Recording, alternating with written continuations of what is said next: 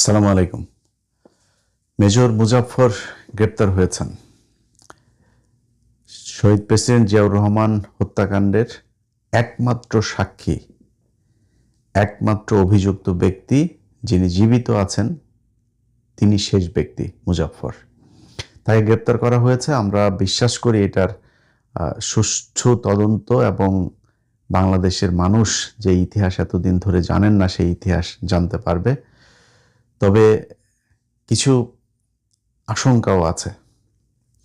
প্রথম কথা হচ্ছে, মেজর মুজাফফর বনানী ডিওএইচএস এর ভেতরে তিনি এতদিন ধরে ছিলেন। গত 2 বছর অন্তত শেখ হাসিনা তো নাই। এই যে 2 বছর, এই 2 বছরেও বাংলাদেশে গোয়েন্দা সংস্থা ছিল। তাইলে গেল 2 বছর সেই গোয়েন্দা সংস্থার প্রধান যারা ছিলেন তারা কি করেছেন? তারা কেন তাকে ধরেন নাই? তার যেই বাসার যে লোকেশন, যেখান থেকে ধরা হয়েছে তাকে, সেখান থেকে তারেক রহমান যে বাসায় গুলশানে ছিলেন, খুব বেশি দূরত্ব না, এত কাছাকাছি তার বাবার হত্যাকারী তার পাশে ছিল। কিভাবে ছিল? এই প্রশ্নের উত্তর খুঁজে বের করা দরকার। আমরা এটার জন্য সেনাপ্রধান যিনি আছেন, যেহেতু বিষয়টা ডিওএইচএস এর ভেতরে, এটার জন্য সেনাপ্রধানকে জিজ্ঞাসাবাদ করা দরকার।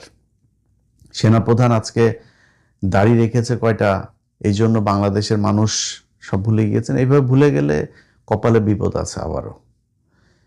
এই ওয়াকার সেই ওয়াকার যে কিনা তার সংস্থার ভেতরে, তার বাহিনীর ভেতরে সদস্যদেরকে দাঁড়িয়ে রাখতে দেয় নাই। দাঁড়িয়ে রাখতে নিরুৎসাহিত করা হয়েছে। তাদের দাড়ি ছিল, দাড়িওয়ালা মানুষ যে নামাজ পড়ে 5 ওয়াক্ত, তাদেরকে শেখ হাসিনা, রাষ্ট্রপতি, সেনাপ্রধান এই সেনানিবাসের কোনো প্রোগ্রাম হইলে সেখানে তাদেরকে ডিউটিতে রাখা হইতো না। আমার নিজের রিলেটিভ, তার বাবা, আমার ভাই, আমার ভাগ্নে একজন, সে হচ্ছে গিয়ে আপনার ভাতিজা আমার। তো সে হচ্ছে গিয়ে আপনার এই 2000 সম্ভবত 18-19 এরকম কোনো একটা ইয়েতে আপনার কুচকাওয়াজের দিন তার বাবা এসছে, আমার সেই চাচতো ভাই, সে এসছে তার চোখের অপারেশন করানোর জন্য। সারাদিন কোয়ার্টারের ভেতরে তাদের ওই বাসায়, তার ওই ইয়েতে বাইরে দিয়ে তালা দিয়ে রাখা হয়েছে। তালা দিয়ে রেখে একজন সদস্যকে বাইরে রাখা হয়েছে, যদি তার কিছু প্রয়োজন হয় সে এনে দিবে, নিয়ে দিবে, কিন্তু তাদেরকে ঘর থেকে বেরোতে দেবে না। একমাত্র অপরাধ আমার ওই ভাইয়ের মুখে দাঁড়িয়ে আছে, তিনি তাবলিক করেন, কপালে দাগ আছে, এই জন্য তাকে এইভাবে রাখা হয়েছে। এটাই ঘটেছে এই গেল 15 বছর পিলখানা, এই আপনার সেনানিবাসে। যাদের নাচ গান, রাতের বেলা সেনাবাহিনীর এই কি বলে এটা, ক্লাবগুলোতে আপনার মদ নারী নিয়ে তারপর করতো, তাদেরকে বিভিন্ন গুরুত্বপূর্ণ পদে রাখা হইতো। নামাজ রোজা করা, দাড়ি রাখা, এটাকে ভীষণ রকমের অপরাধ মনে করা হইতো। এটাই গেল 15 বছর এভাবে ঘটেছে। সো সেই ওয়াকারই তো এই ওয়াকার। এই ওয়াকার 24-এর পরেও আওয়ামী লীগের প্রতিটা মানুষকে পালিয়ে যেতে এই ওয়াকার সহায়তা করেছে। এই যে কয়দিন আগে শিরিন শারমিনকে দেখলেন না, আটক হয়েছে, এই শিরিন শারমিন, এই ওয়াকার তাকে এতদিন ধরে শেল্টার দিয়ে সেনানিবাসে ছিল, তিনি খোঁজ নিয়ে দেখেন। সো সেই ওয়াকারকে জবাব দিতে হবে তিনি এইখানে এতদিন কিভাবে ছিলেন।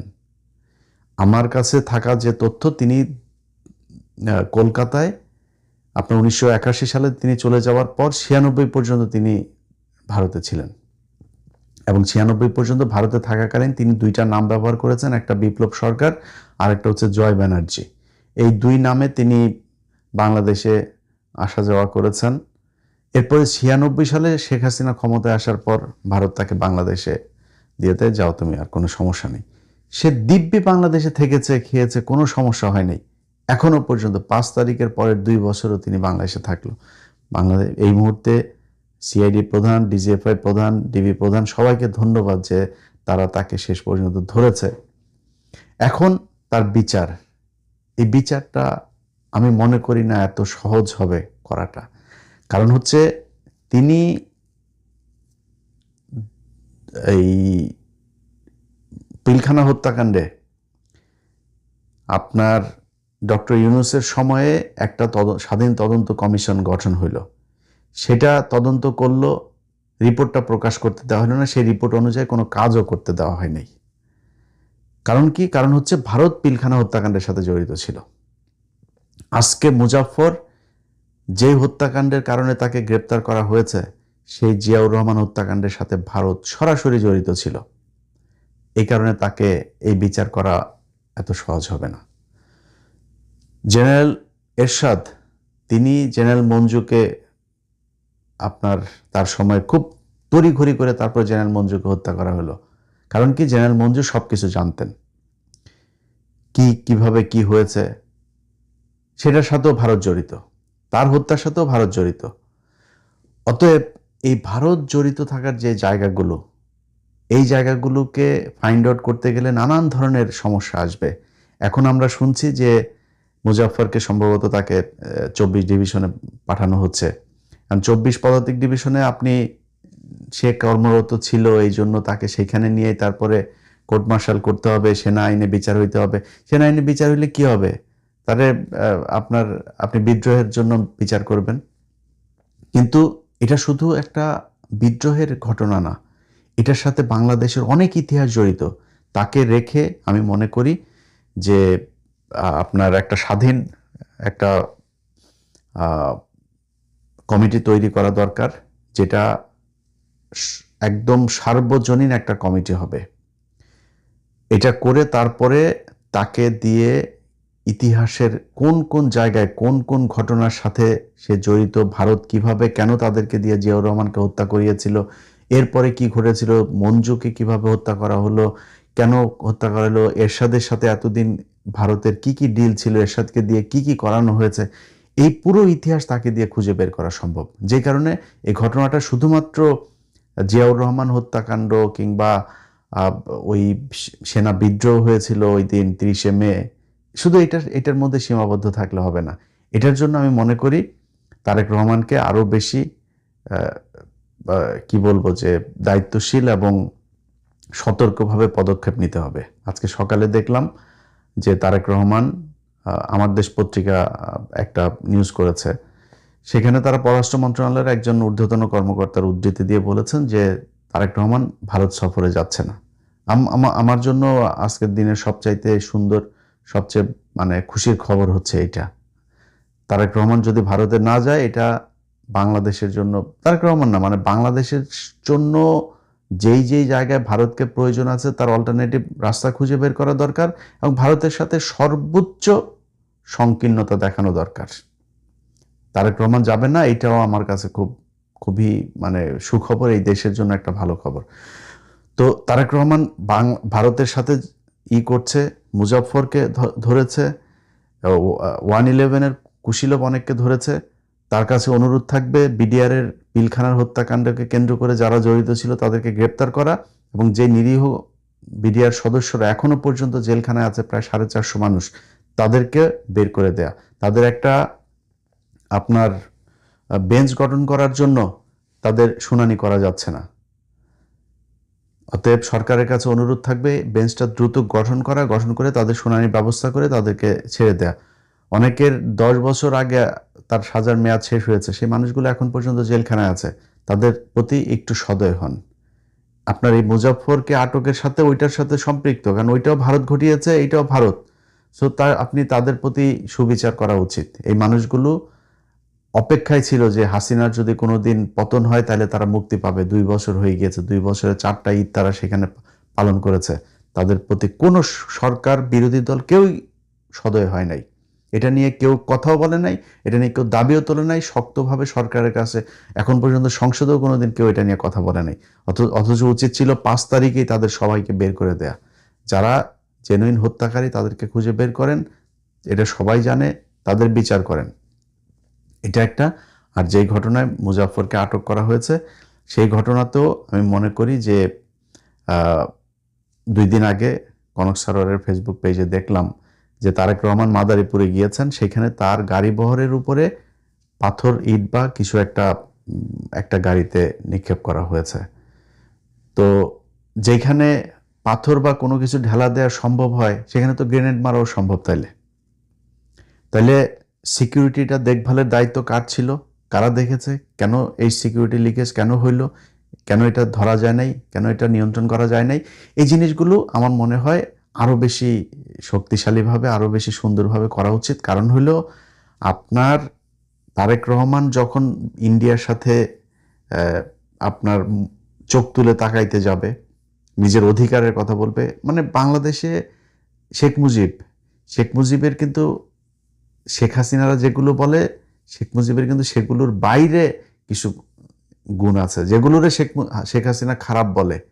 শেখ হাসিনা যেগুলোরে ভালো বলে সেগুলো হলো শেখ মুজিবের খারাপ গুণ। শেখ মুজিবের ভালো গুণ কি ছিল? শেখ মুজিব কোনোদিন পাকিস্তান ভাঙতে চায়নি। শেখ মুজিব শেষ পর্যন্ত চেয়েছিল এই পাকিস্তানের সাথে আবার সেই ওআইসিতে গিয়ে যোগ দেয়া, পাকিস্তান প্রধানমন্ত্রী ভুট্টোকে আপনার বাংলাদেশের সফরে আনা, এগুলো কিন্তু ইন্ডিয়া ভালো চোখে দেখে নাই। এই জন্যই শেখ মুজিবকে হত্যায় ইন্ডিয়া জড়িত ছিল এবং এটা ঠেকানো যায় নাই। সো ভারত সবসময় তার বিরুদ্ধে যেই চোখ তুলে তাকাবে তাকে তারা হত্যার চেষ্টা করবে। তারেক রহমানকে এরকম কোনো কিছু করলে আমি অবাক হব না। কারণ এখন আমরা বললে আবার অনেকে মনে করতে পারে যে জন্য কিছু বলি না, যে ও হ্যাঁ এখন তারেক রহমানের জন্য এত পীড়িত হয়েছেন। ভাই, তারেক রহমানরে আমি যদি আমারে জিজ্ঞেস করেন, গত এই 2 বছরও বহুবার বলেছে যে তারেক রহমানের কিছু জিনিস আছে, তিনার এই গত 5-7 বছরে তার ব্যাপারে যতটুকু জেনেছি, তিনার কিছু ভালো পরিকল্পনা আছে। এটা আমার ভিডিও বোধহয় যারা 2 বছর দেখেছেন এখনো আছে আমার চ্যানেলে, সেগুলো দেখে নিন, বলেছি আগেও। কিন্তু তার আশপাশের কিছু লোকজন এখন ওই যে জাহেদ মায়েদ এগুলোর এই করা হয়েছে, তো এগুলো আমার কাছে ভালো লাগে না। এবং নির্বাচনের আগে তারা যেভাবে কথা বলেছে সেগুলোর বিরুদ্ধে আমি সরাসরি জামাতের পক্ষে অবস্থান নিয়েছি। তাদের কারণে, এটা আমার সমস্যা না, এটা তাদের সমস্যা। তাদের আমাকে জানানো উচিত যে আমরা এই কারণে করেছি। আমি তাদের কাছে আমার এত মাপ চাওয়ার কিছু নেই, তাদের তেল মারার কিছু নেই। তারপরেও তারেক রহমান এখন প্রধানমন্ত্রী এবং এই নির্বাচনের পরে যে পদক্ষেপগুলো নিচ্ছে, এই পদক্ষেপগুলোর কারণে তারেক রহমানকে আমি সাপোর্ট করি এবং আমি চাই তারেক রহমান সারা জীবন ক্ষমতায় থাকুক, আমার কোনো সমস্যা নাই। এখন এই মুহূর্তে যদি তারেক রহমান মনে করেন জামাত ইসলাম, তারা এত ছাড় দিচ্ছে কেন? তারা ছাড় দিচ্ছে কারণ তারা জানে যে এই মুহূর্তে যদি নাকি আমরা বিএনপিকে আওয়ামী লীগের সাথে মিশতে দেই তাহলে এই দেশটা আবার সেই ইন্ডিয়ার পেটে যাবে। সো তার চেয়ে বেটার আমরা বিরোধী দল থাকি, তারেক রহমান ক্ষমতায় থাকুক। এই জন্য তারা ছাড় দিচ্ছে। অনেক কিছুতেই বিরোধী দলের যেই রিয়্যাক্ট করা দরকার যেভাবে, তারা সেটা করে না। সো আমার যেটা সেটা হচ্ছে যে তারেক রহমান এই মুহূর্তে যদি তার কোনো একটা ক্ষতি হয়, সেই ক্ষেত্রে দেশের ভেতরে কিন্তু বিশাল একটা বিশৃঙ্খলা তৈরি হবে এবং সেই বিশৃঙ্খলা আসলে ঠেকিয়ে রাখা সম্ভব হবে কিনা আমি জানি না। এখন তো সবাই বিএনপি হয়ে গিয়েছে, পুলিশের ভেতরে সবাই বিএনপি, আর্মির ভেতরে ওয়াকার নিজেও এখন বিএনপি। রাষ্ট্রপতি গতকালকে কি বলেছে দেখেন, শেখ হাসিনার এই দমন পীড়ন নির্যাতনের বহিঃপ্রকাশ আপনার জুলাই বিপ্লব। রাষ্ট্রপতি এখন এই কথা বলে, এই বদমাইশের বাচ্চা। সবাই এখন বিএনপি, খালি আমরা হইলাম গিয়া বিএনপি বিরোধী হয়েছি। যাই হোক, তো এই রাতারাতি কিন্তু পরিস্থিতি চেঞ্জ হয়ে যাবে। তারেক রহমানের যদি কিছু একটা হয় সেখান থেকে দেশকে, এবং এইবার যদি ইন্ডিয়া আপনার কোনোভাবে নিয়ন্ত্রণ নিতে পারে, সেই নিয়ন্ত্রণ কিন্তু আপনার 2-4 কোটি মানুষে মেরে হলেও তারা সেখানে সেই নিয়ন্ত্রণ ধরে রাখবে। যে কারণে আমরা মনে করি তারেক রহমান এই বিচারগুলো করতে যাচ্ছে, আমরা এটার সমর্থন জানাই, সাধুবাদ জানাই। আমাদের পক্ষ থেকে কিছু করণীয় থাকলে সেটা করতেও চাই, সব দিক থেকে সমর্থন দিতে চাই। কিন্তু করতে হইলে শক্ত হয়ে, মাজা কোমর শক্ত করে তারপরে করতে হবে। নিজের নিরাপত্তা দেখতে হবে এবং ভারতের সাথে আমাদের এই পর্যন্ত 1971 সালের আগ থেকে এই পর্যন্ত কি কি ঘটনা, কিভাবে এই যে মেজর মুজাফর, সে নিজে আপনার ছিল, আপনার রক্ষী বাহিনীর সদস্য ছিল। সে রক্ষী বাহিনীর প্রথম কমিশন পাওয়া অফিসার, সে রয়ের সদস্য ছিল। সো এই মেজর জেনারেল মঞ্জুরকে কেন হত্যা করা হইলো, এর সাথে কি কি ছিল, সব বিষয়গুলো একদম 71 থেকে এই পর্যন্ত সব জিনিসগুলো আমার মনে হয় এই জাতির সামনে তুলে ধরা উচিত। সো সেটা আমার বিশ্বাস যে তার বিচার প্রক্রিয়াটার মধ্য দিয়ে এই জাতি সেই ঘটনাগুলো জানবে এবং ভারতের মুখোশ আরও একবার তারেক রহমান এই জাতির সামনে প্রকাশ করবে। আল্লাহ হাফেজ।